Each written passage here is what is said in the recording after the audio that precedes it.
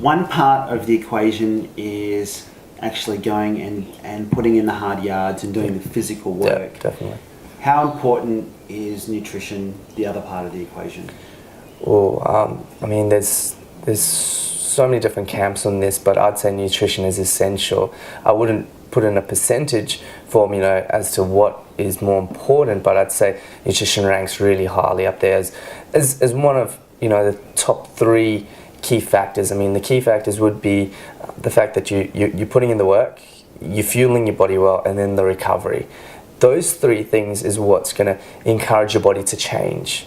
If those things are present, the only thing we've got to do is, if something's not working, is tweak those things. But if one of those things is not present, your body's not going to perform as well. So I know, like, the volume that you're doing in terms of training, we've talked about this, we've probably have to become a bit smarter and a bit, pick up the intensity in certain sessions and not make them as long because you're doing so much.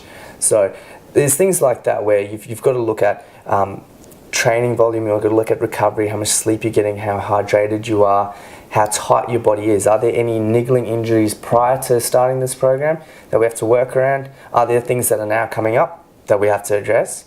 And then nutrition. Are we fueling our body right? What's going in our body? Because, for yourself, losing the weight, there's simple things you can do. It's obviously increasing your activity, which is great. I mean, at the start, your diet might not radically change, but you increasing your activity, therefore you're burning more calories. So it starts to work this output a lot higher than what you're putting in.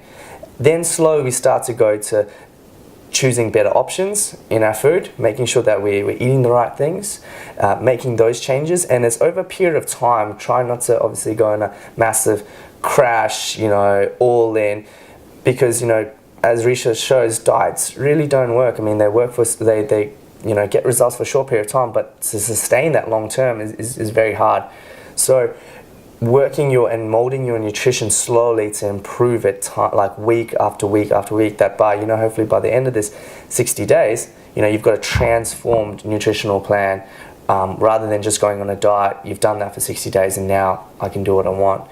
So transforming your nutrition in that sense. Then looking at how many calories you're taking, and then trying to get into energy or calorie sort of deficit, meaning that we're taking in enough nutrients to fuel our body, but no more. Enough to maintain our goal weight and no more. Because those extra calories it forces us to work a lot harder.